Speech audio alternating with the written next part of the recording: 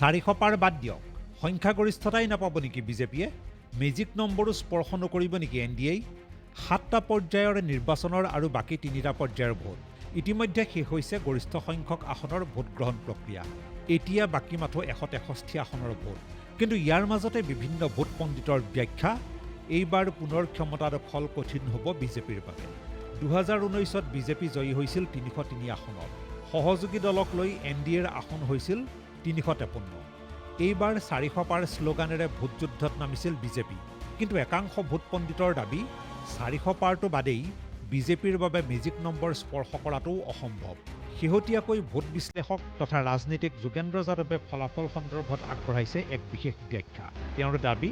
বিজেপিটো বাদেই এনডিএও নাপাব সংখ্যাগৰিষ্ঠতা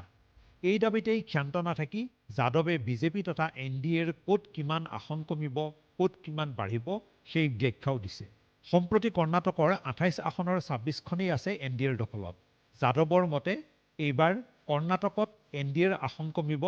অন্ততঃ 10খন 16লৈ হ্ৰাস পাব কৰ্ণাটকৰ আসনৰ সংখ্যা মহাৰাষ্ট্ৰতো কমিব এনডিএৰ আসন এতিয়া 48খন আসন থকা ৰাজ্যখনত এনডিএৰ শক্তি 42 যাদৱৰ মতে মহাৰাষ্ট্ৰত 42ৰ পৰা 22লৈ নামিব এনডিএ ৰাজস্থান আৰু গুজৰাটৰ 51খন আসনৰ আটাইকেইখনেই সম্প্ৰতি এনডিএৰ দখলত যাদৱৰ দাবী ৰাজস্থান আৰু গুজৰাটত 10খনকৈ আসন কমিব এনডিএৰ হাৰিয়ানা পঞ্জাৱ চণ্ডীগড় হিমাচল প্ৰদেশ দিল্লীতো আসন কমিব এনডিএৰ দিল্লীকে ধৰি 5 ৰাজ্যত কমিব 10 আসন কমিব মধ্যপ্ৰদেশ ছত্তীশগড় ঝাৰখণ্ডত যোগেন্দ্ৰ যাদৱৰ মতে উত্তৰ প্ৰদেশ আৰু উত্তৰাখণ্ডতো প্ৰত্যাহ্বান আহিছে এনডিএলৈ এই দুই ৰাজ্যৰ 85 আসনৰ 69খন আছে এনডিএৰ দখলত যাদৱৰ মতে উত্তৰ প্ৰদেশ আৰু উত্তৰাখণ্ডত এনডিএৰ আসন কমিব অন্ততঃ 15খন একেদৰেই 40খন আসন থকা বিহাৰতো প্ৰত্যাহ্বান আহিছে বিজেপি তথা এনডিএলৈ বিহাৰত 39ৰ পৰা 24লৈ নামিব এনডিএৰ আসন পশ্চিমবংগত কি হ'ব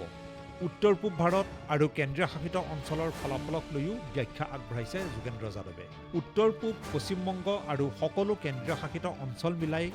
এনডিএৰ বাবে আসন কমিব 10খন অৱশ্যে যোগেন্দ্ৰ যাদৱৰ এই অনুমান কিমান সঁচা সেয়া প্ৰমাণ হ'ব 4 জুনত পলিটিকেল ডেস্ক দেশ টুডে